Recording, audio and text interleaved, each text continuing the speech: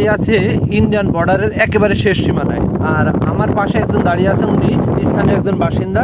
আচ্ছা, এই এলাকার নাম কি? এটার নাম হচ্ছে বাংলাদেশের নাম হচ্ছে এটা কাথলি, আর ওপারের নাম হচ্ছে ওটা হচ্ছে টেইপু। টেইপু। জি। এটা হচ্ছে কাথলি ইউনিয়নের একেবারে সর্বশেষ কাথলি কাথলি ইউনিয়ন সর্বশেষ বর্ডার। বর্ডার, তাই না? আচ্ছা, এই যে আপনি মাথার যে ইয়েটা নিয়ে আসলেন, এটা কি বলে, পাটের হচ্ছে যে ঘাস, এটা কি বাংলাদেশের জমি না?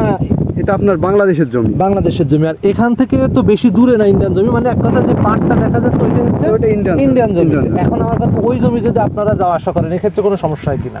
ওই ক্ষেত্রে সমস্যা আছে আপনার, ওরা আজ যাইতে দেয় না। তারপরে আমাদের বাংলাদেশে বিজিবি আছে, এনারাও নিষেধ করে আমাদের, এই জন্য আমরা যাই। আচ্ছা, বর্তমানে কি একটু বেশি কড়াকড়ি মনে হচ্ছে? বর্তমানে একটু বেশি কড়াকড়ি। আগে কি সমস্যা ছিল এরকম? আগে এত সমস্যা ছিল না, এখন দেখা যাচ্ছে এখন বর্তমানে খুবই কড়াকড়ি। আমাদেরকে বিজিবি নিষেধ করেছে যে ওপারে যাওয়া যাবে না। আচ্ছা, ওরা কি এই পাশে আসে? ওরা ওদের জমিতে ওরা কাজ করতে আসে। আচ্ছা, এই ক্ষেত্রে কি কখনো সমস্যা মনে হয়েছে? জি না, ও ক্ষেত্রে আমাদের কোনো সমস্যা হয় না। ওরা ওদের চাষাবাদ করে, আমরা আমাদের চাষাবাদ করি, পাশাপাশি থাকে, গল্প কথাও করি, কিন্তু কেউ কারোর সাথে লেনদেন চলে না আমাদের। এমনি কোনো লেনদেন না, এমনি এমনি কথাবার্তা? কথাবার্তা চলে। ধরেন আপনি যেমন কথা জিজ্ঞেস করতে আমি কথা বলছি, ওনারাও জিজ্ঞেস করলে আমরা বলি, আমরা জিজ্ঞেস করলে ওনারা বলে, এই। ও, আচ্ছা, ধন্যবাদ। আচ্ছা।